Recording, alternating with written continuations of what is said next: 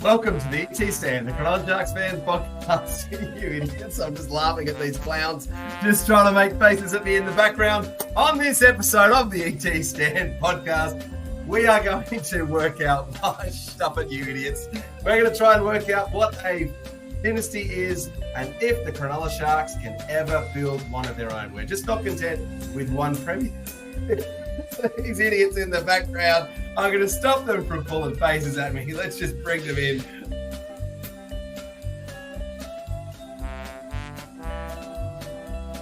That is Boldo's tears. Chris Kelly, who would you move? Where do we start? I'm glad Boldo didn't grow up in Egypt times because that's a terrible looking pyramid. It would have fallen over and collapsed by now.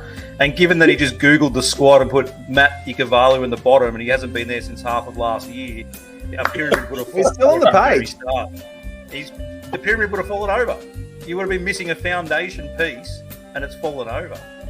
Maloney is still intercept. Away goes James Maloney. They're kicking him home, the Sharks fans. Maloney is there. Healy. It's Healy and gone on his departure day. Mitch Healy gets a try. The crowd have gone absolutely bereft. In amongst all of that, Latz had an awesome story about how awesome this Finau guy was, and then Boldo concludes it with like, yeah, Finucane, how good is he? And everyone goes, I don't even know who Finau is. I just assumed that Finau was the same guy as Finucane. Is that a different person? I didn't know that. Who the hell's Finau? Wow. This is how flawed the tears are. He doesn't even know half the team. Boldo. This is where the tears bit comes into it.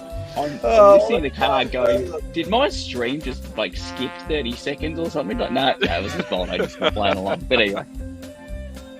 Peachy, great ball to Campbell. He's away. Campbell to the 30-metre line. Now, Colin Best heading to the corner. Gets it back on the inside. Graham. They're over.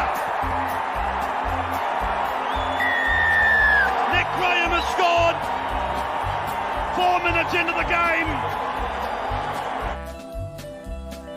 And it's away. Here they are. Pryor. Can he get it there? Yes, he can. Matt Pryor, an unlikely first try scorer for the Sharks.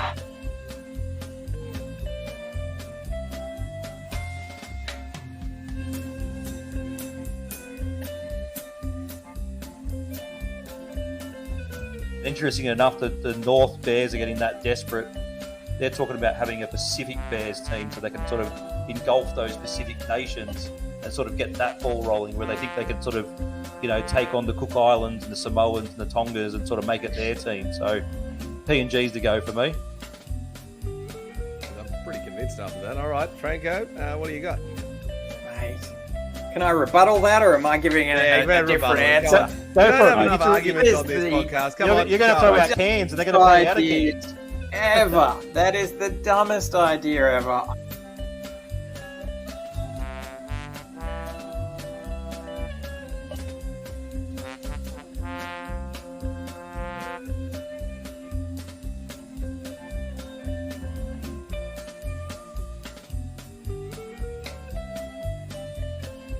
Townsend now calling the shots with Johnson off. They will go. Gallen, field goal. Paul Gallen, field goal. That is amazing. That is ridiculous.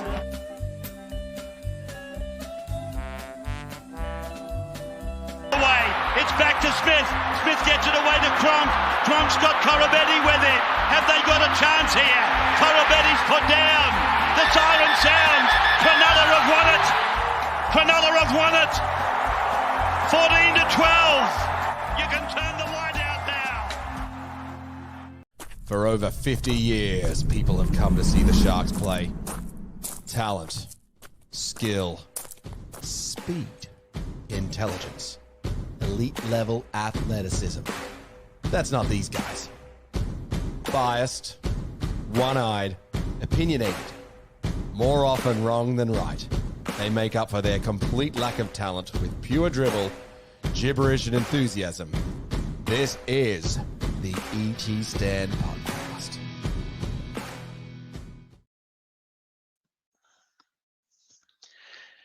Round 9, 2015, Johnson breaks our hearts by stepping, weaving all over the field to steal the win in the 78th minute.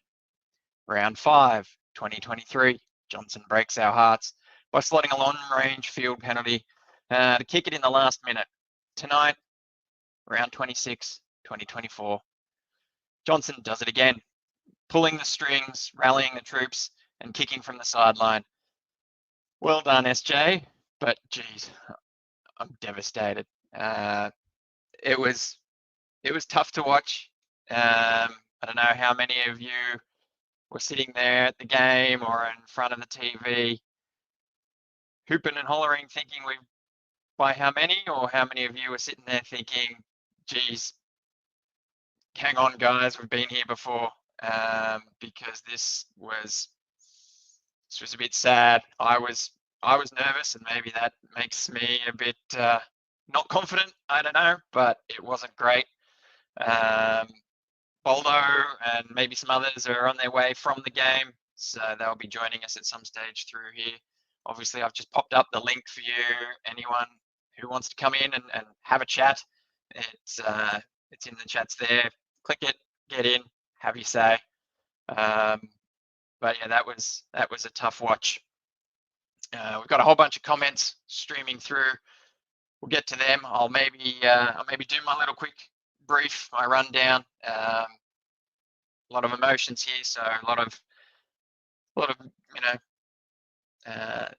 proofreading probably required, but I'll do my best to go through my chicken scratch and see what I've got here. In the 12th minute from the halfway line, Johnson throws a massive dummy which fools a few Sharkies.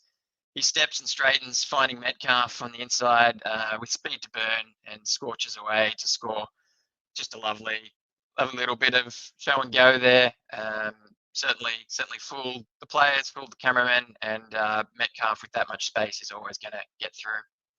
In the 25th minute, play the ball 10 out, centre of the field, Brayley to Trindle. Trindle takes it, fakes it to go long, and then puts it back in, goes short to Wilton, who cuts through and almost untouched, improves the position under the posts.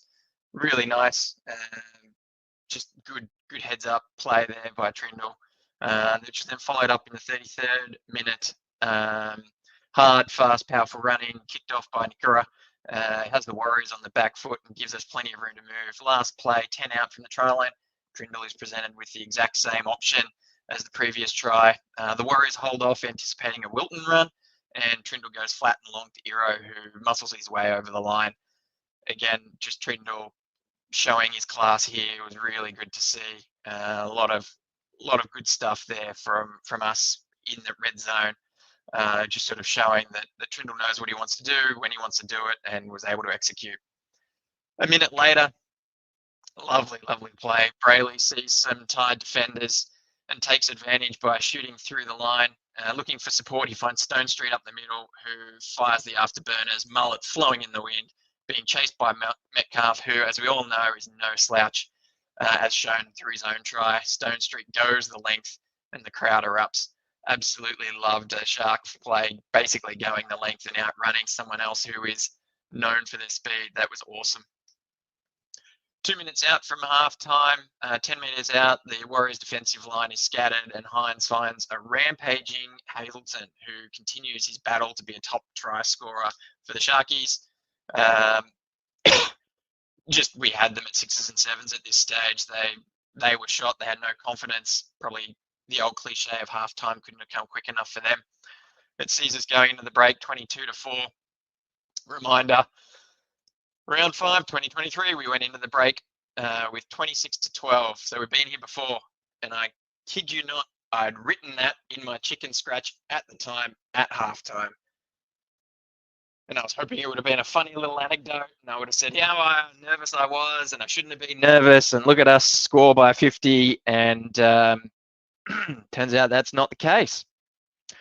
48th minute, playing it out to the right. Johnson digs in deep to the line before dishing it out, gets it outside Iro's shoulder, bringing in Stone Street with DWZ scoring in the corner. 53rd minute, 20 metres out. Johnson kicks early to the edge with the wingers up. DWZ wins the race to the ball and grounds it in the corner. 61st minute, Iro is sent for a high shot. Fracas ensues. I actually think Kennedy's arm makes this looks worse. It was sort of in between Iro and DWZ's head. Made that certainly look like there was an impact. I feel as though it was a chest hit from Iro, probably not bad. I didn't think it was deserving a send-off. But certainly the fracas after that made it easy for the refs to have a look at it and think about what to do in that scenario.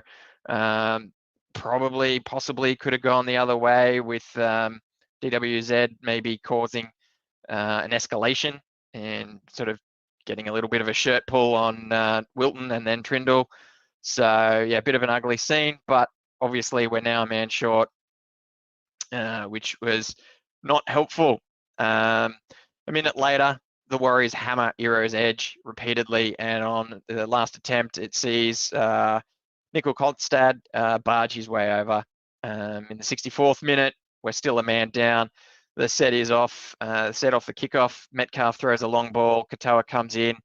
It looks like he's going to take the intercept and run away with it to score, but no, he comes in to try and shut down the play, taking out the opposition centre, leaving Montoya wide open to score in the corner. In the 70th minute, after Atkinson manages to get us a penalty by being run off the ball, a little bit of milking there, an Atkinson special, but certainly was worthy of a penalty, I feel. We have a long-range pass from Brayley to Trindle, who gets it out to Kennedy. The Warriors are shot, and Kennedy gets it around the match villain, DWZ, and out to Stone Street, who scores in the corner. And then in the last minute, instead of going for the 2-point field goal, the Warriors play for the try. Our left edge looks shaky, looks nervous on a couple of raids, and the Warriors go there again. Johnson throws a floater out to DWZ, who gets it down for a hat trick to take out the win. Sharkies lose 28 points to 30. Trindle kicking 4 from 5. Some will certainly say the fix was on with the NRL wanting SJ to win. That's probably sour grapes, but I bet there's a few thoughts on how the reffing was conducted in this one. My mate Boldo has made it back from the game. I don't know if he was running. I don't know if he was crawling, but he was certainly crying. Let's bring him in. How are you, mate? Stephen, what can you say? You just know. Why? Like you didn't mention bringing on Jack Williams at the end with 90 seconds left. Jack Williams, he dropped, 3 drop balls during the game? Like you just know, don't you? It was bad, Franco. It's a scenario of Sharks fans being belted from pillar to post. The thing is that so Williams went on, and the ET stand, we knew sitting in the stand that it was going to be trouble, and then he literally drops the ball straight away, and he'd not been in good form. And I'm just trying to look up how many minutes, if anyone can look that up for us, how many minutes had Toby Rudolph been on the field, because I thought we were going to come back as soon as Kafusi and Toby Rudolph went back on. I thought, yeah, we'll just come back at him here. Even with Iro coming back with being off, I thought we'll come back at them. And then we just got done in again. And then that Iro sin bin, that is just ridiculous. Like Iro's running at full pace to try and stop a try. And what was it? DWZ slips and falls. Like, where does he want to go, mate? Like, come on. And then your sin bin, it literally changes the game. They score 2 tries. Sharks aren't going to finish in the top 4 now because of that one moment. It's bullshit. So in Williams' defense, it was 2 errors, but also 1 penalty. That's all right. Fair enough. It wasn't good, Franco. I didn't mention it in that wrap because I knew it would be a talking point. So I've certainly left it on its own to discuss. I feel as though it's less about the fact that they brought him on with a couple of minutes to go. Look, he's been a good performer. He hits hard. We know he's kind of got an error in him, but I think if you average it out, it's not the worst. He's strong in defense. He can cart the ball up. When he's on, and he's a game changer. So I can see the thought behind that, right? I did feel as though the Warriors had a bit more punch than us in most of that game. It'll be a bit skewed there if that last 20 minutes in the first half where we were running right, but I really did think they looked a bit stronger than us. And in this scenario, Metcalf misses the 2-point field goal. It gives us a 7-tackle set with little more than a minute remaining. We're not tucking the ball under our arms with 1-out runs. We're throwing a link play pass. So it was Brayley to McInnes to Williams. Just shows a lack of game awareness. Just put the ball under your arm, cart it up, get tackled, get the ball to Trindle, and have a clearing kick. Just get the ball down their end instead of this passing between middles. That's just not on. That was the problem. Not so much that they brought Williams on at that point in time. But I knew it was trouble, Frank. I said, don't do it. I saw them doing it, and I'm thinking, don't do it. Like, it was awful. Someone in the comments tell us how many minutes had Rudolph been on at that point when he came off. So let's hit some of these comments. Yeah, hit through the comments. There's a pretty look. Whilst hit through the comments, Franco. I've got to compose myself. It was it's a pretty dejected Shark Park and a pretty full stadium as well. Crowd looked good on TV, I'll say that. Crowd was great. It was a full stand. It was a full sellout. It was the Sharks members tent helped me out with a ticket problem because I stuffed up the tickets. It was on point. We should have been better. But yeah, let's get through it. So Williams 2.0, regular caller, probably will call in tonight, I imagine.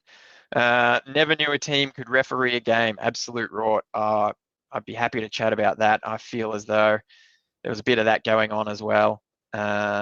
We've got here from Matt Leeds.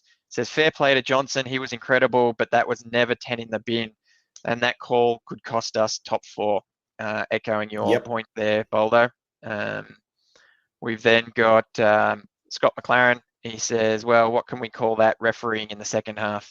Certainly looked ugly in that second half, didn't it? Liam Fallon, he says, your team played better than mine coming from a Dragons supporter. Oh, geez, that Dragons game, what a roller coaster that was. But yeah, I think coming back like you did to not get the win is less emotional than us being in front and getting run down. Liam Meds, honestly, the most Sharks performance, disappointed as usual. Yep. Yeah, it was very, very Sharks-like, very disappointing. And at the pointy end of the season where we're all talking about we need to perform, we need to show that we're a finals team, we should be closing things out like that. The fact that we're in front, healthy squad, no niggling. I mean, yes, we were out with Talakai, not in the centers, but that wasn't even the edge that got carved up. It was the other side that was shown wanting. It was the Euro side, wasn't it? It was Euro and Stone Street, yeah. I suppose that's a new combination as well. Stone Street's a bit of a rookie, but really that whole edge just looked a bit off kilter. Stuart Campbell says we missed Ramian on the edge. I suppose we missed both Ramian and Talakai, the meters that I mentioned earlier that I felt we weren't having that same punch that we normally do. Those two would have certainly made up. It was noticeable, Franco, at the game that we at live that we just didn't have that trucking it up out of the out of our own half from the centers and the wingers, and also without Ronaldo as well. Stone Street's got some benefits, but he doesn't have the same hit ups that Ronaldo has. So with 2 of them out, and then when Iro was sin binned, we literally had 3 of them missing, made it quite difficult for us. Yeah, we got a couple here. Vendetta says, "Go doggies." And Abra Les says Sharks only lose when dogs maybe he's had a few drinks. Lose, yeah. And we've got here we go. Ty bro says at least you're still in the 8 up the wires. Yeah, mate, that's true. I think there's a few people sort of saying, especially on the phone, and I think Comment has mentioned it as well. If the Warriors had played like this for most of the season, it would have been a different year for them. So yeah, we've then got Abra comes back and he says, "Wars always been tough with their forward pack, so I could see it troubling the Sharks," which it certainly did. We've got Vendetta kicking back again, saying Hines is the problem.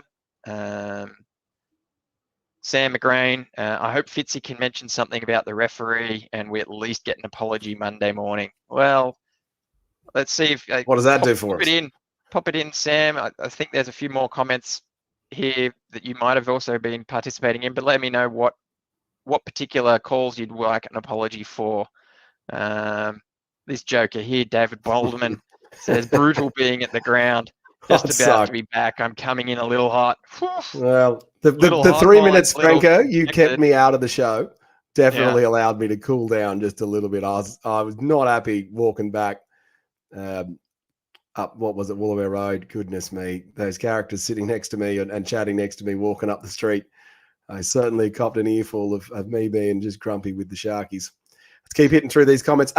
Anyone who's new to the channel who hasn't subscribed to the ET Stand podcast before, please do so. There are legends like Franco and me and a whole bunch of our buddies who sit in the ET Stand each week that we share our thoughts, feelings, the highs and the lows. And this right now is one of the great bloody lows of being a Sharks fan. So feel the pain together. Hit the subscribe button. It does help us. Just notify all of our Sharks buddies about our upcoming videos. Sam McGrain kicks in again. He says, I also think Nick done very well first game back. Egan was barely affected and he was always scoring obstruction or not. He had a heads up try assist for Tommy, pretty decent return after a fair few weeks off.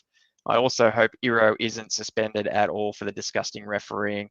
I think Iro will be fine. We'll probably talk about the I don't know if he will be, Franco. Oh, no, I don't see a problem there. We'll come back to this. There's a few people on report at varying concerns, and obviously the no tries. We'll cover those as well. Peter Bissett, another Royce Hunt mistake cost us. The Warriors run through the line. Bad discipline for sure. We will still make the 4, but we know we are going to Melbourne. Shake says, I never whinge about reffing, but that was disgraceful. Shake, I think you're going to hear a lot about refereeing tonight. Liam Meds, Jack Williams, every damn time. Ding, ding. Paul says, the slipping over rule is going to cost someone a final.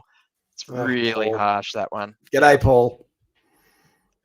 Shaky says, Iro had a couple of poor reads this game, but that'll happen when you defend your line for 30 minutes straight. Peter Bissett again says, we will still be in the top 4. Look at the ladder. Yeah, we'll probably still be in the 4 it'll be tight, but yeah, our for and against is pretty healthy. And then depends if the Dogs smash the Cow and Manly beat the Sharks by a lot, it's possible for them to drop out, says Abra. And yeah, so it's obviously based on our for against in those scenarios. But like I said, we're pretty healthy. Shake says it's not about Williams dropping it. He's been good for the most part. With that, it always seems that he does it at the worst possible time. That is not entirely wrong, Shake. You are spot on. Oh goodness, Shake, that's so right, isn't it? There's players that drop the ball all the time, but when Williams does it, it's always a moment of pain and anguish because it's wrong time, wrong spot on the field. You're right, mate. That's absolutely right. Mike Knight says, hopefully I got that right and didn't scare anyone listening on Spotify. Craig Guin says, we never seem to have our best team. Every time we get players back, somebody else is out. Yeah, there were a few few people. I think some of our guys were saying it on the Tuesday night show that having a couple guys out for a bit of a rest this end of the season might be good for us, but obviously we're not in a Melbourne Storm position where losing doesn't cost us anything. We're still in a bit of a fight, and having a rest only is good if you still win. Liam Med says, here you go, answering your question, Boldo. He says 46 minutes for Toby, but I think that was 46 minutes total, not how 46 long Toby minutes was. total, and he did the majority at the start. Yep. Sam McGrain says, to be realistic, I don't think we lose by 13 points, 13 plus against Manly, and Dogs probably don't beat the Cows by 60 either. So top 4 is pretty well set. Yeah, agreed, mate. Liam says 46 minutes for Toby before he went off in the last 3 minutes. There you go. So he came off, well, is that to swap off with Williams, yeah? Yep. Jesse Siffer to return next week. And Jack back to the Jets from Sam McGrain. World of Cricket Channel says that was horrible. It was horrible, and Ashley Williams is disappointed. We are all disappointed, and we're all agreeing that that was horrible showing. Harley, ever positive, find some silver lining. The Sharks girls won the game, and it was a great game. So I will have to take your word for it. I was predisposed today, and I've not yet caught the game, but I will be looking forward to watching that tomorrow and try and lift my spirits. Ashley Williams, how was Nico's try denied? Well, it was a run. It was an obstruction, wasn't it, Franco? It was an obstruction. Yeah. Yeah. It was a Royce Hunt. Royce Hunt stopping in the line. Well, we said we'd talk about it a bit later. Well, no time like the present, I suppose, in answering your question. He does stop in the line. It's fractionally before the line, but it is in the line. It does cause a New Zealand Warriors player to run around him, which creates a bit of a gap for Nico to scoot through. I feel as though Hunt was hesitant here. He was in two minds. He didn't want to cause an obstruction, and I think he tried to stop before the line, which is something you do see fairly common, but he should have just kept running. If he'd have kept pushing through the line, it wouldn't have been a problem.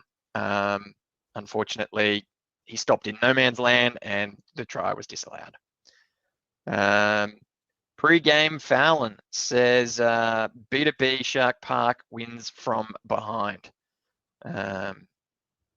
So I'm not quite sure what that is alluding to pre-game. I think it must be a Warriors fan. And he says FB make more contact to the head more than the centre. Possibly had a few as well.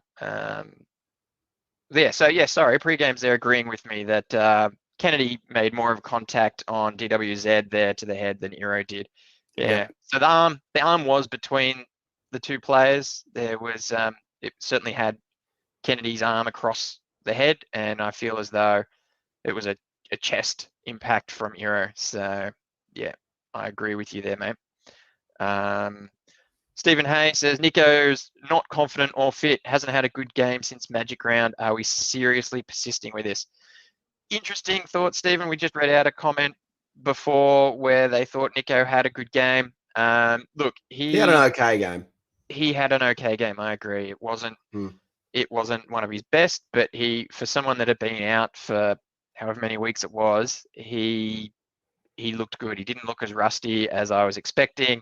He engaged the line, so I don't think he wasn't confident. I thought he was good there. But there's a whole raft of things there that could have thrown that out. I don't think Nico plays today, Franco, if Talakai is in the team. I think without Talakai there, they didn't have a solution for centre, really. So I reckon that was just their pick because Nick, I don't think he looked completely ready. Like he wasn't goal kicking, and he's still a quality player, so of course he can get through a game, but he didn't look like Nico. He'll be better for it next week. He will be, absolutely. We did have Vela in the extended squad, who is a centre, could have made his debut game out there, which would have solved that problem. But obviously, decisions live and die with the coach, so he made a call. That could also have been a reason why Nico didn't look so great. That's a whole different combination for him there with Atkinson outside him. So both in defence and attack, it's a little bit different. But yeah, I wasn't a bad game from him, I'm going to say. Wasn't brilliant though. He wasn't the reason we lost, but he wasn't the reason why we won at the end. Like Trindle was had far more tricks up his sleeve and was doing a lot more. Trindle's kicking game was better. Trindle overall. Look, and if I'm going to be honest, I am absolutely going to say that I did not miss Nico's blindside middling kicks that are not quite bombs and not quite chips. And he pulled a few of them out tonight, and I think it was the first kick of the game was that one, and I was like, that's right, I forgot, that's the go-to kick for Nico, and I really did not like seeing that back. Well, there was a funny moment, Franco, where Brayley was going to throw it to Nico down the blind side, and Trindle ran to the blind side so that Trindle could get the ball, and then Trindle kicked it. And I think that was the Atkinson penalty, actually, where Atkinson got taken out. I think it was. Yeah, right. Oh, goodness. But yeah, I did not miss that kick. I'm not happy to see it back. But anyway, we'll see. Let's ask the question in the comments. Now that with the benefit of hindsight, was playing Nico the correct move, or should they have put in Vayela as the centre and stuck with Atkinson this week and given Nico another week? My 2 cents is I think it would have been a mistake waiting till the finals to bring Nico back, but extenuating circumstances, whether this was the right one or next week was the right one. Cecil, his comment's been on the screen for about half an hour now. 2 disallowed tries, then the 10 in the bin, and the typical shattered confidence. Yep. Oh, you're right, Cecil. And in one of those typical moments of, I don't know what channel you guys were watching if you weren't at the game, but certainly Vossi was riding the Warriors and riding Johnson home. I bet he was. That would have been infuriating. He really was looking for that, and he was loving every minute of it. My top 12 said we had 1 tackle to defend, though. A few seconds left, and we couldn't hold on. This reminds me of the qualifying final we lost to the Cowboys in 2022. Yeah, my top 12, you're right. It was, but also it reminds me of the last Warriors home game at Shark Park last year as well. Same thing. And yeah, Benny agrees with us there. If Hunt runs through, it's a try. Correct. Shake says Tricky needs to do 99% of the kicking. His boot is way bigger and gets way more airtime than Nico. Looks like he's kicking a deflated football. Yeah, I think the problem with that, Shake, is you sort of need to balance it out a little bit. Yeah, sure, have a dominant kicker, and debate can rage about who that is. But also, if it's always Tricky 99% of the time, then it's easier to defend against and put pressure on him. I thought, Shake again says, I thought Nico was very ordinary, got run through around 3 or 4 times. Team looked far more direct when Tricky had the ball. Yeah, I think a few players got ran around and run over, though. That's he's not on his own there. Paul says Nico's defense was great apart from 1 miss. He'll be better for the run. Yeah, so back-to-back, differing comments there on Nico's defense. There was that one great legs tackle on AFB that stopped a certain try, which was very, very commendable. SJD says he's alive, but he wishes he wasn't. SJD, you might need to change those initials after tonight, because I don't want any talk of SJ anymore. That's just, ugh. Benny Turner says, thanks, Sharks. Now I'll wake up with a footy hangover on Father's Day. Yeah, it's one of the bad ones. And Paul, answering your question, says Nico needs games. So, yeah, he's happy that he played him. So, yeah, it's comments coming in thick and fast. We managed to get to the end of them at the time that we've got someone calling in who is probably not a happy camper. He's probably a little bit upset. Definitely not. He's probably going to come in hot. And if you want to join us as well, here's the link here. It's up the top. Do that as well. And before I hit play, before I bring him in out of the green room, I'm going to remind him, and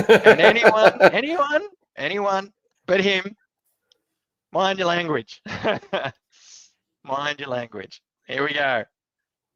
Williams 2.0. Hello, mate. How are you, buddy? Yeah. All right. Before I get on the reference, Nico's been back from 1 week with a broken syndesmosis. Everyone's saying that he's not. He's looking. He doesn't look confident. He doesn't look fit. Yeah, because he's been out for 7 weeks with a broken bloody foot, and he almost scored a try. He set up Tommy. He kicked pretty well. He defended fairly well, apart from 1 or 2 times. Like, are we going to blame? How about you get your goggles off? Have a look at Trindle's positioning for one of the tries. Have a look at Kennedy's positioning for the kick by Johnson when he was in the line and out 30 out from our line. Like, let's not blame it all on Nico just because he's back and we lost the game. I think we're blaming it on Nico, though. Is that the No, there's a sentiment few you're in there feeling? going, oh, he looked I think better he with means the Trindle. comments. I think we were pretty measured. Yeah. But yeah. Like, it's as soon as something goes bad, it's Nico's not doing this. No, Trindle played 7 and looked good at 7. Nico played 6 in his first game at 6 and played well at 6. Look at everyone else. Like Jack, we could blame Jack. We could blame a few other things. Definitely could blame the ref. But let's, give Nico a break. I thought a few of them did name up 2.0 though. Oh, there's a few. There's a few there. There's especially a few of them half, with Nico. I feel like actually Nico's presence being back in the team. A few of them, like it took Brayley 20, 25 minutes to run again, and then I was like, oh, that's right. I've been running the ball the last few weeks, and then he sets up a try. Yeah, like they just didn't look. They didn't look pumped. They thought they were going to win, and Sean Johnson, no credit to him, he was pumped up. Don't you think? Yeah, Ashley was pumped up, but I mean, they did nothing in the first half, and that's all we can go off based on the second half catastrophe from the ref. From the 15th, from when they scored, I thought the first half was a very mature performance, to be honest. We defended well, apart from that one little SJ brilliance, and then we do what we do. We get pressure, we score try after try after try. There's no. We should have won the game easily. We should have won the game, but we can only go off the first half because the ref gave them all the possession in the second half. I think at one stage, 25 in, we had 7 of 9 sets completed, and they had 18 of 19 or something like that. And now the ref let me start on the ref. So Boldo was at the game, so I'll tell you what the referee said on the microphone. He got sent to the bin not because of the shot, because he was slipping, but because it was 3 or 4 consistent plays of the same foul play. That's what he said. So where was the sin binning for Dylan Walker in the first half when he made 3 ruck infringements in the space of 7 minutes? Nowhere. He must have forgot that when he put his multi on at halftime. Because that is criminal. You can't have it one way for us saying, oh, you've made 3 or 4 head highs in a row, you go to the bin without warning. But then Dylan Walker has 3 ruck infringements in the space of 7 or 8 minutes, and he gets nothing. I feel as though that was a direct response to the push and shove that happened after that hit.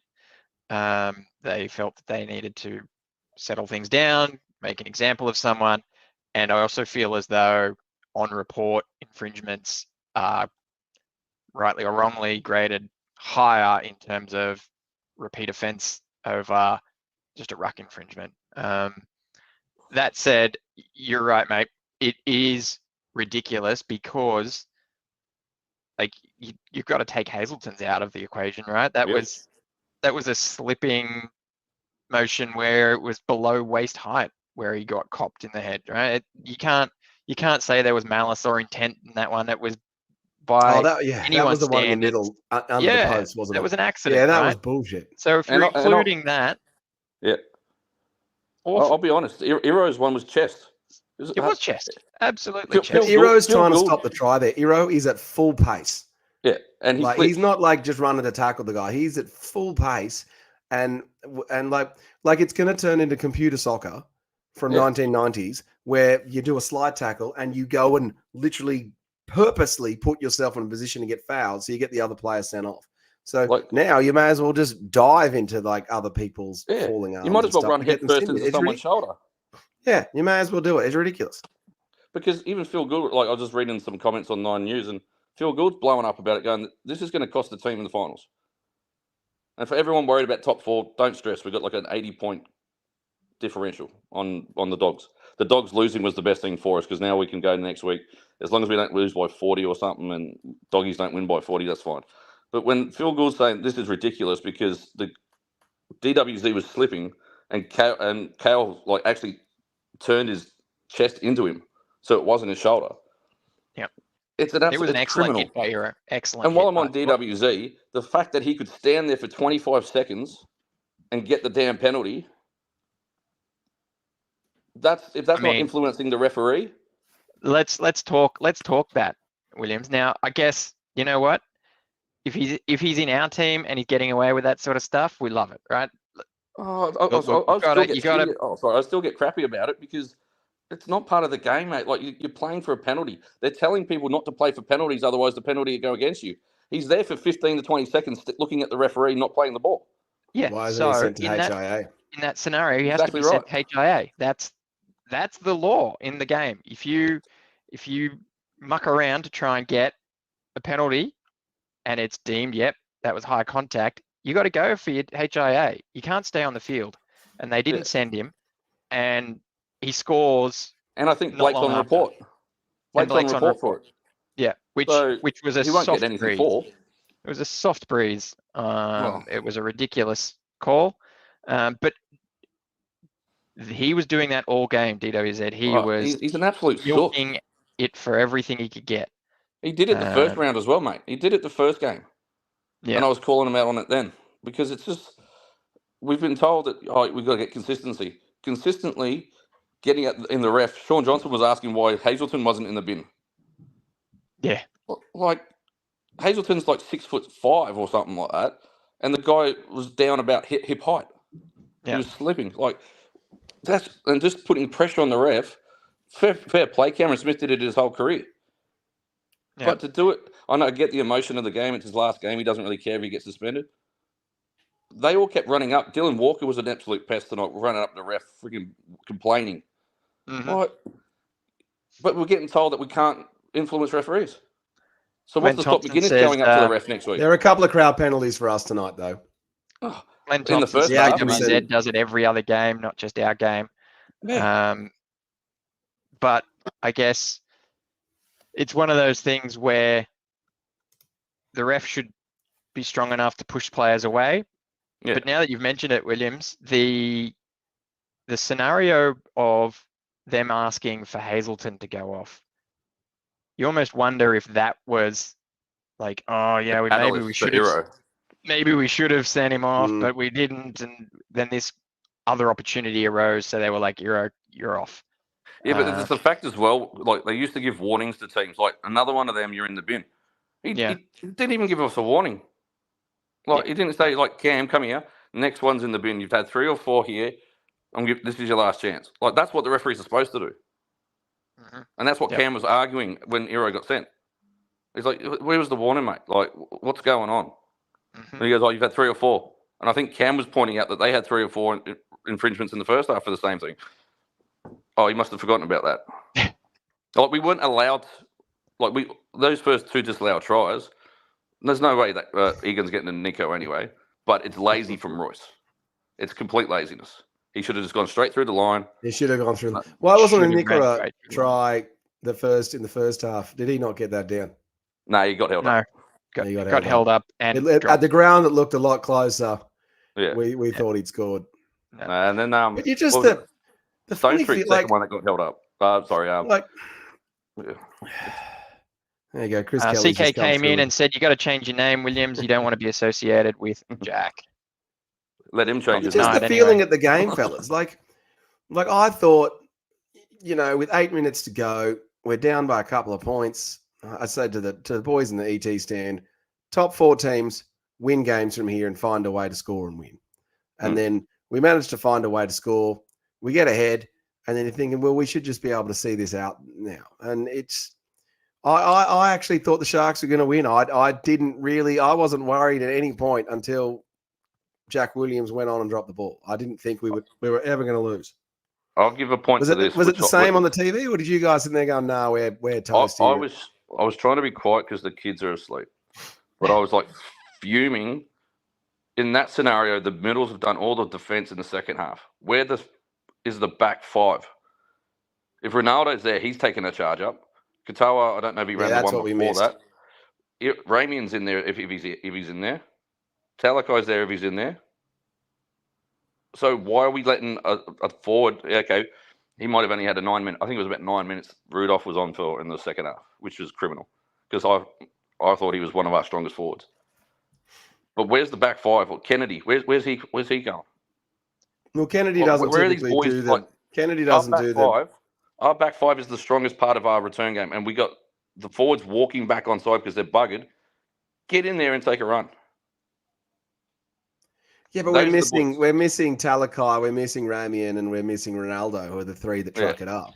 But I this think is what they should be doing. The other weeks when we've been able to hold on or we've been missing players, the players we've been missing haven't been the players that we needed. And tonight we actually needed those guys. We would have been better off if we were playing, Beryl and, some of the weaker forwards and had a few of the forwards off. We missed Ramian, we missed Ronaldo, we missed Talakai, especially when Hero was sin binned because the centers were just a mess and they just ran 2 tries through us. But that rule of the sin bins is ridiculous. It should be the ice hockey rule anyway, which is when you have a player sin binned, as soon as the other team scores, the player comes back on. It's just crazy because that one decision just turned the entire match. Yeah.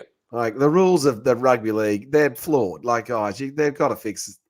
It needs to be an investment. It is. Well, it's also the referees. I don't know who this clown. I can't remember who this guy was. But in the first half, when we were allowed to play football, look what happens. Then the second half, it's literally, I think 70% of their possession. Yeah, we made 1 or 2 errors, but I can't remember a penalty in that second half unless it was the first 5 minutes. I can't remember a set restart, and I'm guaranteeing you they were doing as much crap to us as we were to them. But I mean, end of the day, it's a good story for the NRL, isn't it? SJ goes off on a high. Yeah, but you can't sit there and tell us, yes, we should have won the game. You can't tell us that it was not influenced by the referee tonight. It was highly influenced, and every time that they stood around and looked for a penalty, they got one. So, They did. Yep. What can you say? Just classic damn Sharks again. Can we, while we've got you here 2.0, I thought Stone Street played pretty well. The try that he scored that was not allowed. Should have been a try. I can't that was a knock on. That was a knock on. Should have. Maybe I've got the goggles on now. Should have got tackled before the line is what should have happened. Why the Sharks don't know to thinking. tackle before the damn line? We knew that we dropped it then. Atkinson should have just died with it because he knew he wasn't going to get there. Yep. But I mean, I think Atkinson played pretty well. Can't go back. Can't check it. Try time. It was Stone Street that was backing up the Brayley break. That Royce Hunt trucking the ball up off that kickoff was the most ferocious non-start of a game kickoff run I've seen from prop forward I can ever remember. And then for Brayley to just carve him straight up and then go straight to Stone Street. The advantage of the speed of Stone Street does jag us a few tries and does save us tries. He is a different type of winger to that of Mulatalo and Katoa, but we need Mulatalo and Katoa. I have to say, and may as well be saying it while 2.0 is on, the number 1 Goat Street fan club. I've said it many times that I feel that our team is probably a bit slow on average. We get run down more often than not. Yep. I do still think our best wing combination is Katoa and Mulatalo, but geez, it was great seeing Stone Street flying across that field. And then he was there again to help in the long range no try. He just had the speed to come from nowhere, to back up, to get the ball and scoot away. We've been missing that for years, and I loved to see it. That's so good. Yeah, he's definitely electric. Watching the mullet flow in the breeze is something dreams are made of. But I mean, I think Ronaldo's probably our quickest back five. Kennedy's really got no pace compared to Stone Street or anything like that. Katoa's not. He's more bulk. Ramian's more bulk. So yeah, Stone Street with that pace. I mean, the only other option we would have for pace is young Ison that plays for the Jets, but he's not ready yet. I reckon he needs to put some more bulk on. But I'm telling you now, if Kennedy keeps playing in the line 30 out and getting kicks in behind, he's great in attack, fantastic in attack, but his defensive he hasn't looked as good as he did 3 years ago. He needs Kennedy's off a bit. It's more compared. He's positioning, not mate. in. It's more positioning, not his actual defense, not his when he gets to the tackle. That if you watch it back, he's on the blind side and he has to like kind of do a Yui, and by the time he gets across to where he should have started from, Johnson's put the kick in.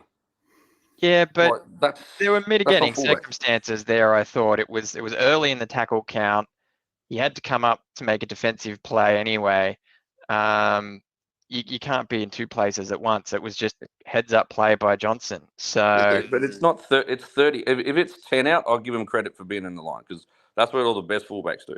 But you're 30 out from your line, and you know Johnson loves to put a kick in behind the line. He did it for us so many times. But if you're 30 out, you've got to be behind the line. You've got to be like 5 to 10 meters behind and in position on the open side, just on the open side. Because by the time he gets back to that point, Johnson's already got the ball in his hands and looking up and finding that he's way out of position. That's the one thing in his game he needs to tweak. He needs to be behind the line. As they get closer, I'm more than happy for him to be in the line, and like Tedesco does, or Dylan Edwards does. But not 30 out from when Johnson could just put a beautifully timed kick. And that little complaining, little whinging winger, I'll have to be nice because I'm trying not to swear. He's a good finisher. Hard not to swear when you're on a Sharks fans podcast 2.0. I'm glad you've waited 30 minutes before bringing me on because I was flying in my head. There was nothing but swear words. So. But yeah, I mean, overall we should have won, but come on. Yeah, Benny's. Can we talk about Benny's comment, Franco? Benny's comment. I reckon he's right. Let's have a look. Let me scroll, find a Benny. Benny Down the Turner. bottom, second from bottom. What about the call? Nickera losing a ball over the line when scoring that was definitely played at by the Warriors. Yeah, 2-on-1 strip. But you're allowed to in the act of scoring. You are, but it should have been our ball. Yeah, I guess. Because it's in the end goal. You're allowed to strip without a penalty, but it should have been a scrum to us 10 out. Yeah, he wasn't losing the ball. If the Warriors guy's hand's not there, then he's just manoeuvring the ball and putting it down. I think he said that the hand had come away from the ball, and at no stage did I see his hand come away from the ball. It did. It did. And if it did, there's two players in the tackle with a guy all over it. So either way, fair enough, no try. I don't care about. There's definitely no try. It's our ball. It's not a 20-meter tap to them. Mm-hmm. So yeah. Hopefully we never see that guy again. Anyway, yeah. Well, we're certainly never seeing Sean Johnson again, and thank God he has. Not upset about that. The Sharks are Sean Johnson's bunnies. Yeah, that Shark part too. And where's the cricket guy? Cricket World Squad guy comment. He'll agree with this. Bunnies is in not South Sydney bunnies, is in batting bunnies. He just has us for breakfast.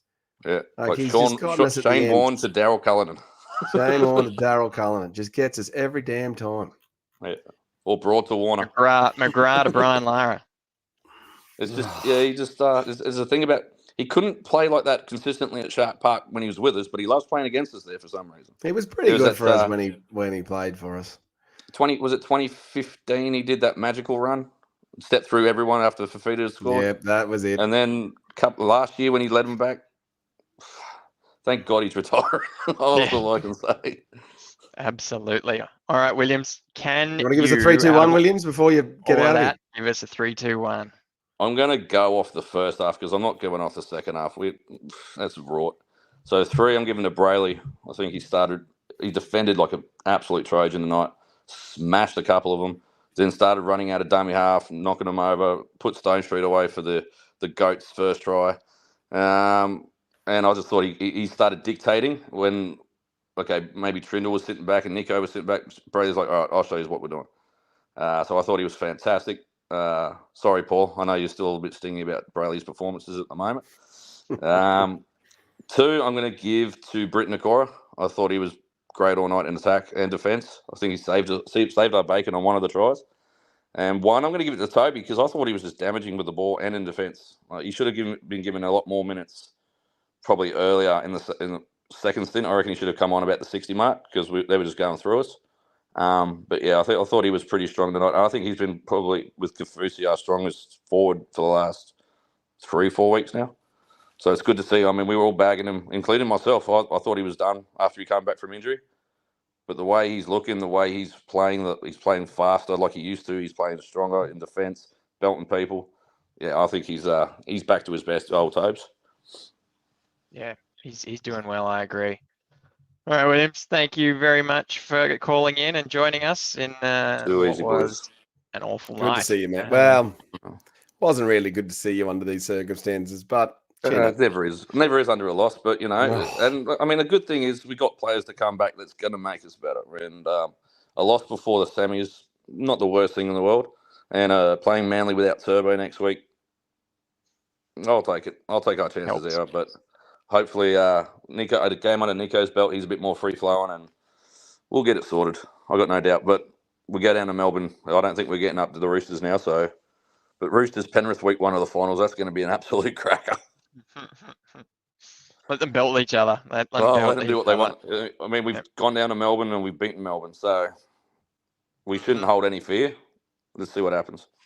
Yeah, brilliant, mate. Thank you very much once again. Take care. See you next week, boys. All right.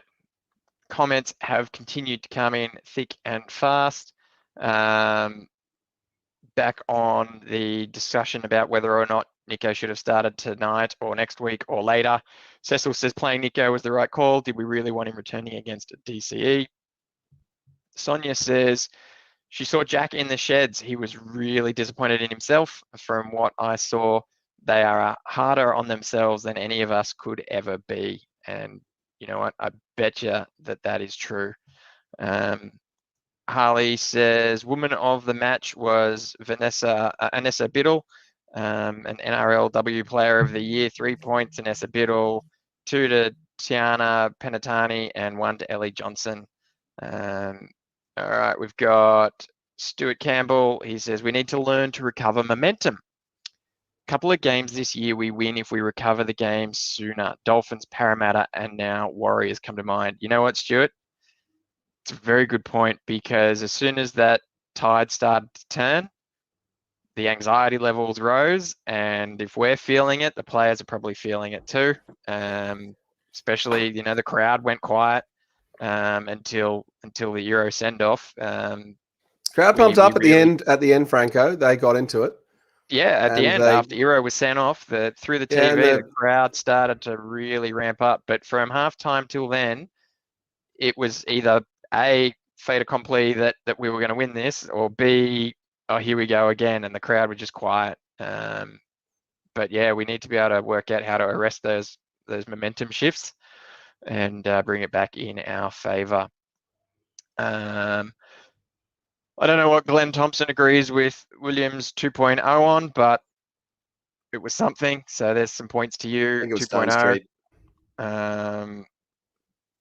Paul reckons Tom was also on the chest. Oh, I thought it was a bit of bicep in there, Paul, because it was such a low slip. I can't mimic it here. It'll be unfair to the Spotify listeners, and also you don't want me see me standing up right now. So we've got Jesse says DWZ refusing to play the ball is a blight on the game. You can't just stop playing. Yes, Jesse, you are spot on. As we said a bit earlier on, he should have been sent off for his HIA, but was not. So basically gets away scot-free for standing around waiting for the rest to do something. It was awful. Glenn Thompson said momentum shifted dramatically. We weren't top notch through passages, but there was a lot of questionable calls. And yes, Iro was chest, the old one-on-one. And he also says players diving now more and more in the game. Sad. Yeah, exactly, Glenn. Franco, the Sharks also back to the point around the emotional fragility or dealing with the adversity moments, which we had. I think we're one of the worst teams in the league at dealing with adversity, and one of the worst Sharks teams at dealing with adversity. We also just have a shocking knack of being able to drop the ball, after we think we've gotten out of dealing with adversity. We're like, oh, yeah, we're out of this now. Oh, yeah. And then we just seem to do it again. Like the errors and it's just absolute coach killers. The old banging release of the pressure valve. You're just banging your head against the wall, chronolified, personified. Can we let's answer Glenn Thompson's comment there. Was this the loss that we needed to have? Maybe, Tomo. I think we're going to go into Manly. We're going to struggle next week at a sold-out Brookvale. I forgot to buy a ticket yet and hadn't done it. And so I don't have a ticket to what I was pumped up to go and watch the Manly games. If anyone has a spare ticket, let me know. But, 2 losses for the Sharks going into the finals. We've seen this before when the Sharks have had a couple of losses going in. It typically doesn't end well. And I was getting excited pre-game. I was thinking, yep, previous season we've gone into the finals limping in and not getting players back. Now we're getting players back. We've got 20 players vying for 17 positions. Starting to, maybe it was, back to your point, maybe it was the daring to dream, the loss we needed to have. We were getting too excited. I was starting to delusions, Franko. I was thinking, maybe we can. And now? No chance. We're shot. Yeah, we. And Paul's come through. Maybe I'll get you to answer this one, Franko. Mm-hmm. Paul said, Boldo, that mentality is on the coach. Yeah, but why is it? But it's the club, Paul. The Sharks have been doing it since I can remember. It's not Fitzgibbon. It's John Morris, bloody Stuart Raper, Ricky Stewart. Like, I don't know. Just seems to,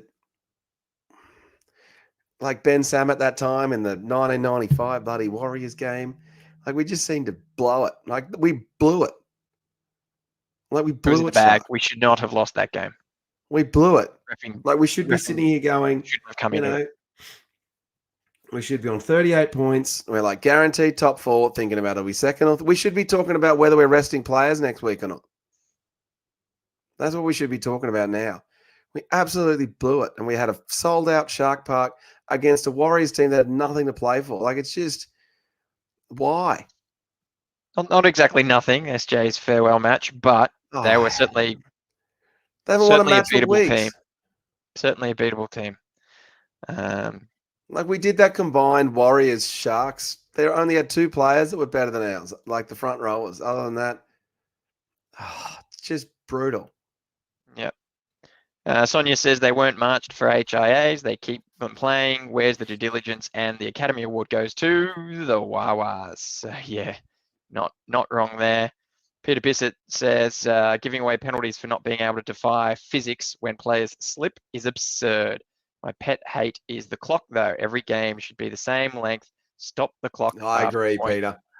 Please, Peter. Absolutely. Stop the clock after points. Restart it after the. Or do what they do in the NBA, which is, I think, they do it in the in amateur basketball, where with 5 minutes to go, they stop. Well, theoretically, that was supposed to be in the NRL now as well, but that's kind of gone by the by. Super League still does it. They, upon a scoring try, or scoring opportunity, they stop the clock, and it's not until plays restarted that the clock starts again. We used to do it in the ARL. The story goes that the great matches went too long. Pardon? The matches went too long. Well, yeah. And Channel 9 was like, no, you can't. We can't schedule the Channel 9 news after the game because the game could be going long. So you have to confirm that this game will finish at a certain time. And so to do that meant the clock continued running. In this day and age, with streaming, with pay television, I think the NRL should step up and bring that rule back. It's ridiculous.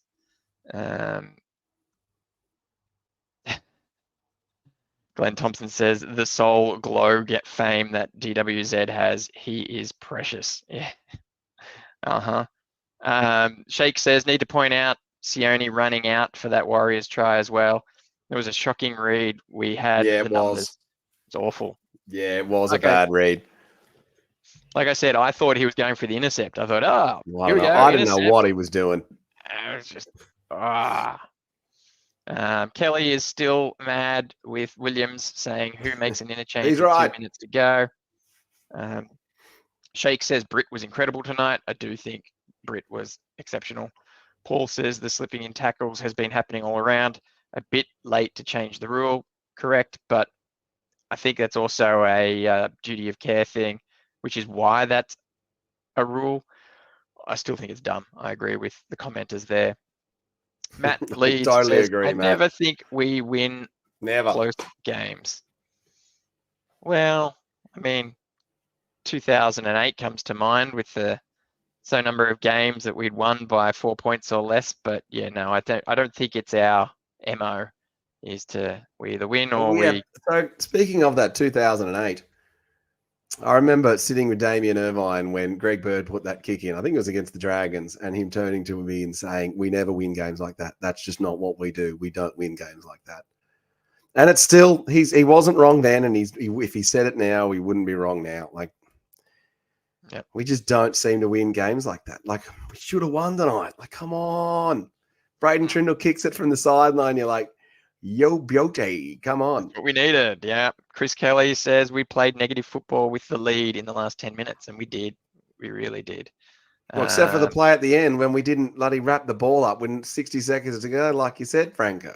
Yep. The time to play negative is with 60 seconds to go. Mm-hmm. Stephen Hayes says Katoa had a quiet game and he did nothing. Glenn Thompson reckons Talakai plays and we win. Well, of course, he's the cheat code. So he is the cheat goes without code. saying, Glenn. Shaky says Jesse has been one of the best centers in the comp this year. We missed him big time. I agree. He's been amazing this season. I was actually excited. One of those monkey paw moments. I was actually excited to see him out of the game, to see how we go without him. With Talakai there would have been less of an impact, but with Talakai out and Jesse out, that was not good. That was really bad for us to have to suffer through. But yeah, he is big, and without him there, it was awful. Biggest momentum shifts I've seen since 2013, says Glenn. Which game in 2013, Tomo? Give us that one. Yeah, tell us the game. Are you talking the Manly one? CK says the Warriors have never lost on the 31st of August, which is some crazy stat that was posted up by that random stats guy. I've seen the picture. It is, I guess, true. I'm not going to fact check him. Scooter 69 says it's Butler. He should stick to making drinks. Very true. Very well. V-Man says Will Kennedy is a liability in defense. He is that, Franco. He's better than he was. He's better than he was, but he's still not great at the one-on-one tackles. Like, he's just not. Yeah, I think he's one-on-one. His goal line defense has improved out of sight. Positionally, well, we can certainly debate that another night. I don't think we'll get into that one tonight. Maybe that's something we can talk depending how deep we go, or the off season. We get one penalty in the second half for that hit on Atkinson, yeah, and we pretty much scored off the back of it. So showed that we were still in it with a fight. We just really didn't get out of our own half for a fair chunk of that. Plenty of defense from us, and having a man down on the field doesn't help at all. Plenty of people agreeing with us. Benny Turner, he says, lay down for a penalty, go off for 10. Even in the scenario where DWZ stands for a penalty, same thing applies as far as I'm concerned. So we've then, look, comments are coming in thick and fast here. Glenn Thompson says, 2.0, I think you and many other Sharks fans are fuming and saying colourful words over things in that game. Benny Turner says it was the best game from Toby. Paul says he ran once and let through the first try. I'm not sure if that's reference directly to Toby. I thought it was both Kafusi and Trindle that fell for the dummy, and not really Rudolph's fault. But let me know if I'm remembering incorrectly or if you're referring to something else. We've then said, yeah, so someone else is backing up your comment that you had from I don't know how I Glenn feel Thompson. about Mark Amodi's Mark Tottenham Amodi Hotspur says banner here. blessing in disguise. 1 small wake-up call before the finals. 2, we seem to play better away from home this season. Going to Melbourne might just work for us. Okay, we've then got a whole bunch of commiseration messages. Yeah, a lot of people feeling the hurt here. Here we go. Pre-game, Farland says, do you think the last loss at Shark Pass versus the Wars brought back memories this time? I certainly felt it pre-game. I was worried about it even at halftime. The score board was similar. And SJ, I know the Wars didn't have everything to play for, but SJ certainly did, and I knew they were going to come out firing. And it was only going to be natural for the Wars to sort of say in the sheds, we've done this once before, we can do it again, and they proved that they could. Okay, Matt Lead says, why do we not do what other teams do when games are close and at the end and pretend you have a cramp? I know. Yeah, I mean, I would yell at the screen and say, get up and play the ball, because I hate that. But if it wins you a game, absolutely, right? And then we've got Ryan says, Jack Williams is tough and strong, but has been good for a handling error at crucial moments of games for the last 4 years. Simple. Rest him in the last quarter of the game and give him an early shower. So, yeah, it's one of those things. Williams has been really good this season. And his handling has improved. Franco. Well, I mean, how he's had some good games, and then he's had we had that win streak, and then we had the loss streak, and then back again. So, I think it's one of those ones that was a bit tough. You were at the game, Boldo. Did we do the standing ovation at the 7-minute mark for Sean Johnson? No, I didn't notice it, but good, because that was the. I had a lot of stuff.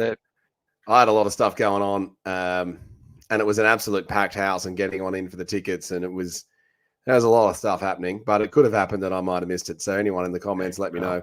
There were a few interesting things that there was an incident in the ET stand with about 15 minutes to go in the lower ET, which was a massive distraction for the fans.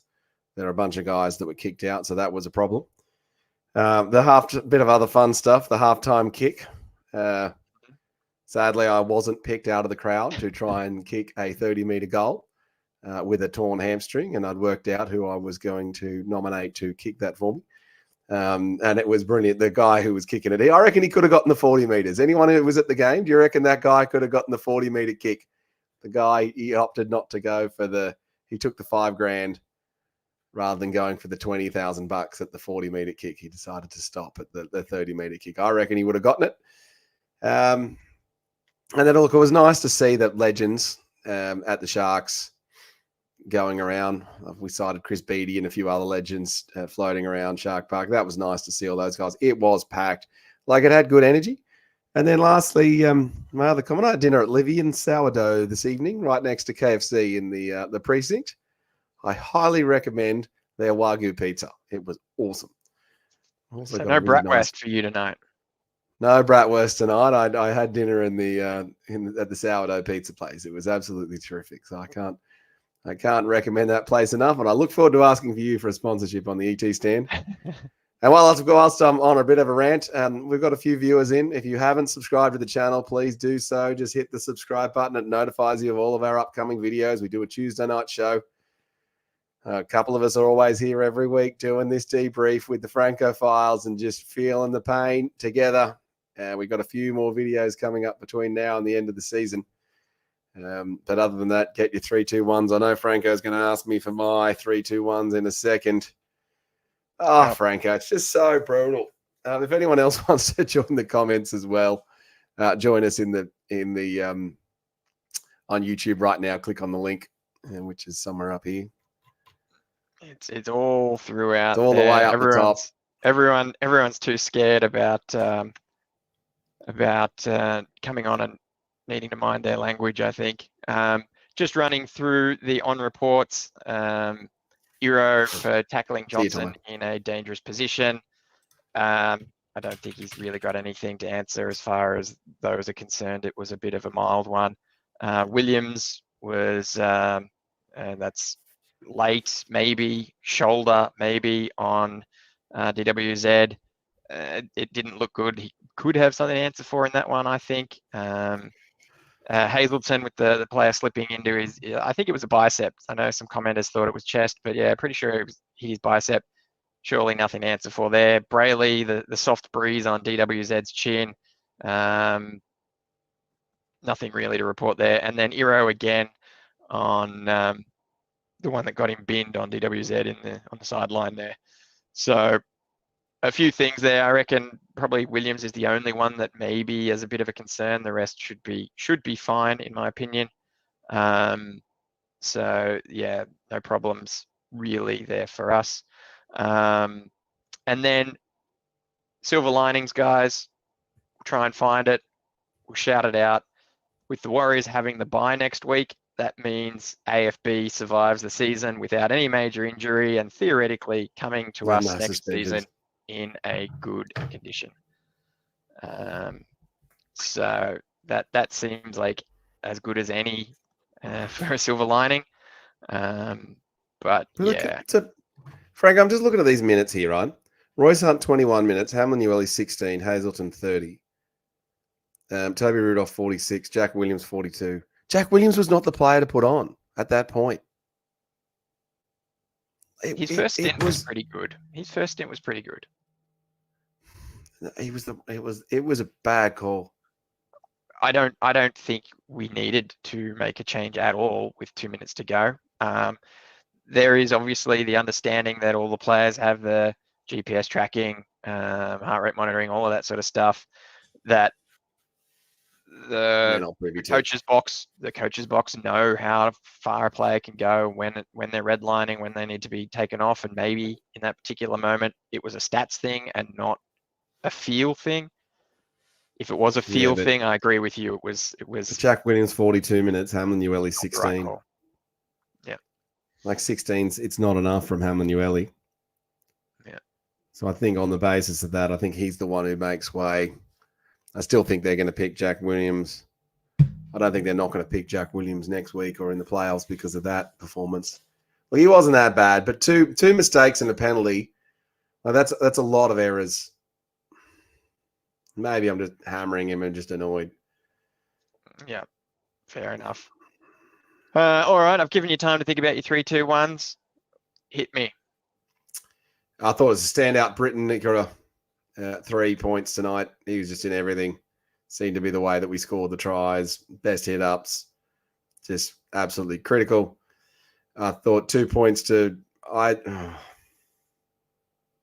2 points to Toby Rudolph. Thought Rudolph was good. Don't think he should have been hooked with the couple of minutes to go. And I'll say 1 point. I thought Trindle was good. With Nico back in the team, he didn't see overawed or overshadowed. He played the way that he should. So I'm going, 3 Nicola. Who did I say? 2 Rudolph, 1 Trindle. I think. All right. We've got some we'll call this one out from Paul. Huge shout out to the girls who are still undefeated. New South Wales Cup are 3rd, and Flegg, who have won 6 in a row and are in the finals. Yeah, that's all very good. Sonia says she's given 3 to AFB's twin brothers. Awesome tattoo work and great blokes. Can't wait for AFB. 2, the bar in the chairman's lounge for supplying my red wine with ice to cool my temper. And 1, the police for referring correctly with the fan fisticuffs in the last 15 minutes. I think that's what you were referring to, Boldo. Yeah. I tell you what, the bar lines were bad tonight too. Yeah, the old Full House. The old Full House, that's brutal. You just don't go for, I never go buy a drink at Shark Park. It just takes too long. Too hard.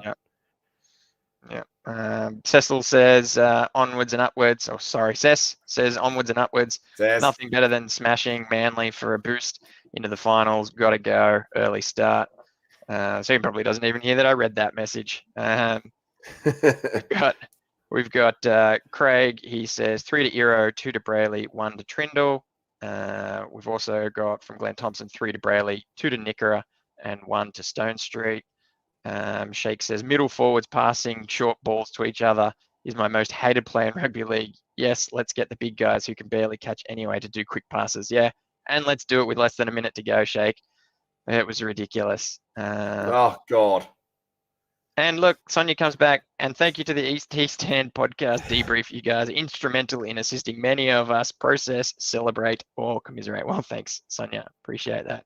Well, Franco, Shake, can I respond to Sonia and just say, Sonia, all you going coming into the comments, talking me on, I was thinking I was going to get booted off YouTube for how angry I was driving home, and I heard you start booted up on the start ring. I was like, oh goodness.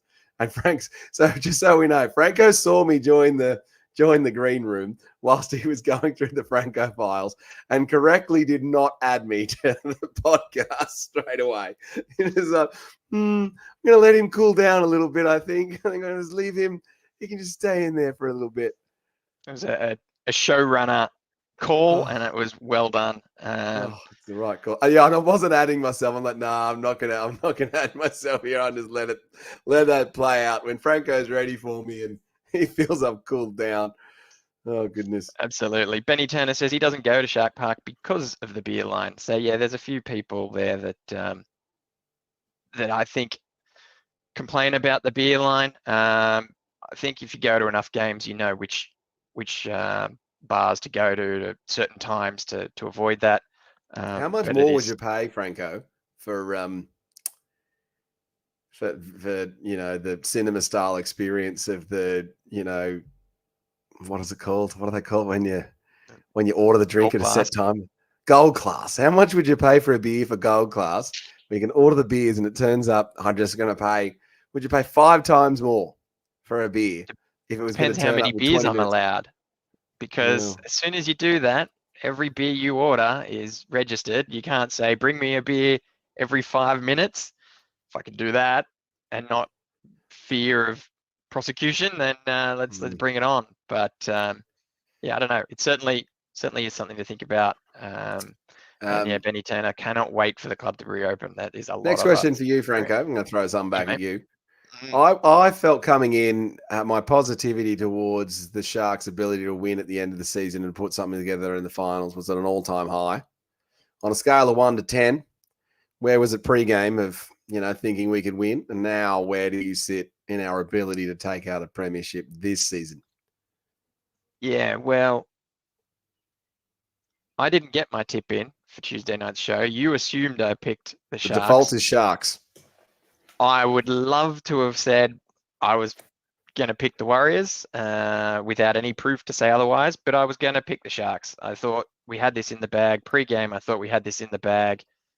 And throughout the first half, I thought we had this in the bag. It wasn't until halftime I legitimately got the jitters. I was like, oh, just the similarities were there. It was just history repeating in my mind.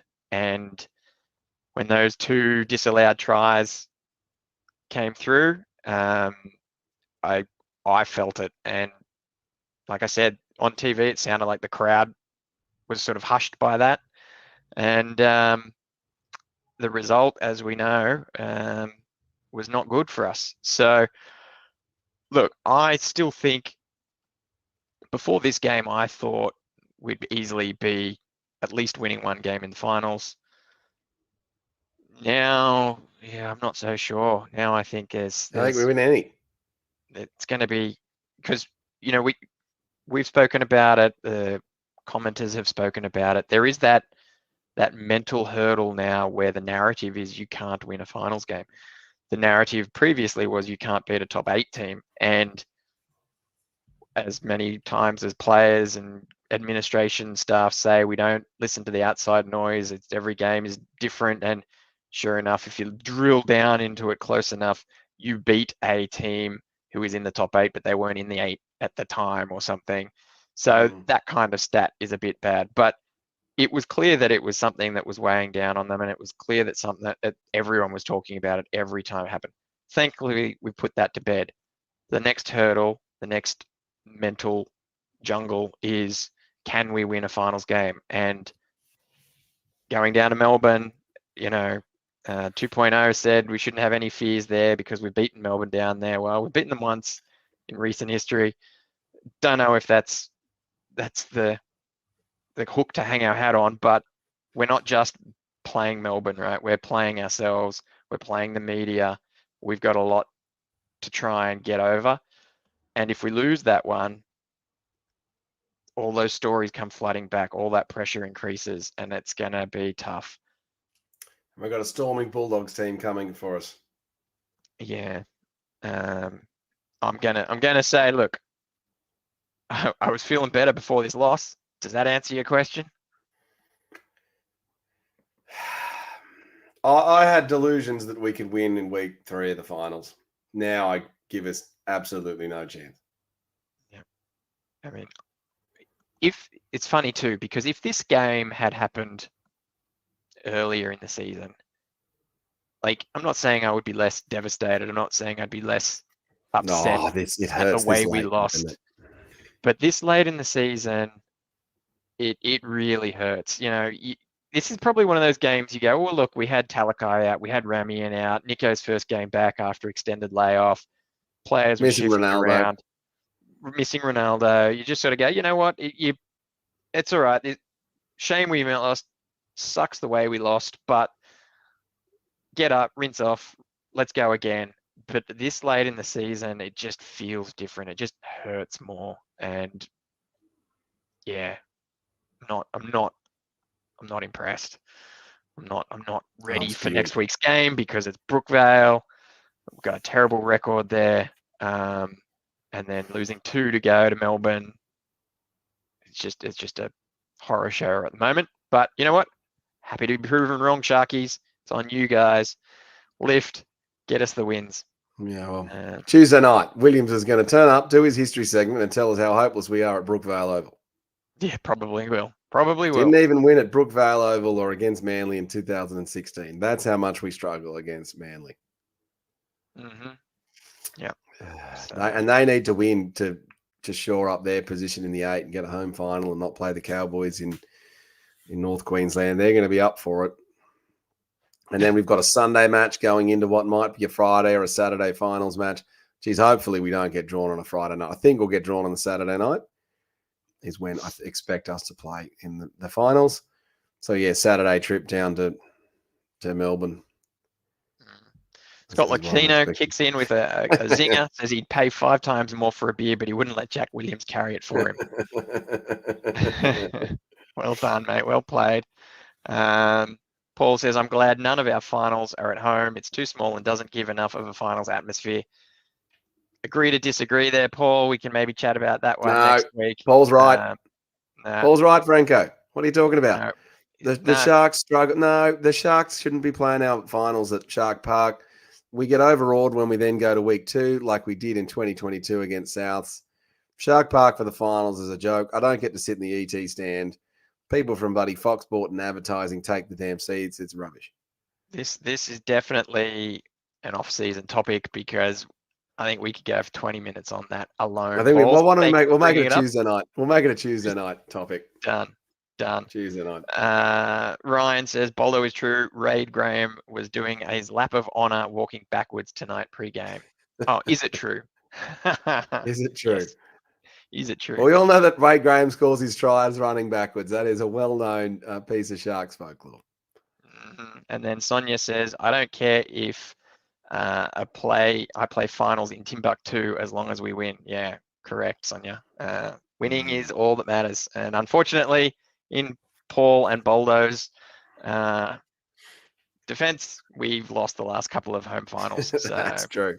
I'll give us your 3-2-1, Franco. What did you see on the TV? Who was your man of the match? Look, I'm gonna actually put Brayley for my 3. He was really good, and I refused to give him points last week. Even though he probably should have snuck into the points somewhere this week, I felt he stood up. He did really well. Even with Nico there in the team, he still had a good showing. And I don't think he was great in defense. Yeah, Brayley gets my 3. My 2, look, I'm probably gonna give it to just the eye test. Nickera, again, maybe I'm a bit biased there. He was a machine. He was in everything. He was high intensity, everything he did. And then one, I'm giving it to Tricky. Little plays like getting the ball out of the in goal there, running blindside to take the next kick. Defensively, he was good. I thought he tried his guts out there, and certainly was a good for getting some points there. So he gets my one. But yeah, I think it's fair analysis from you then, Franco. Yeah. So I guess sad times for us here at the ET stand and in Sharkland. All the Sharks fans probably not going to have a great day tomorrow. If you missed the game and you just watched this, you're thinking about whether or not you should watch the game on replay. Maybe just watch the second 20 minutes of the first half. But other than that, don't waste your time. Certainly not worth it. I don't know what the commenters are like on Channel 9, but it was a whole bunch of SJ love and Waz love. I wouldn't want anyone to have to suffer through that knowing the end result.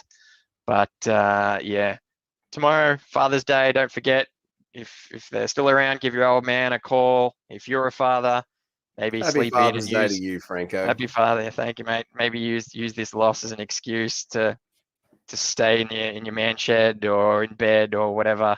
Or maybe just give your Father's Day a present by logging into his YouTube and subscribing to his YouTube channel, to the ET Stand podcast, so he can be notified of all of our upcoming videos as well.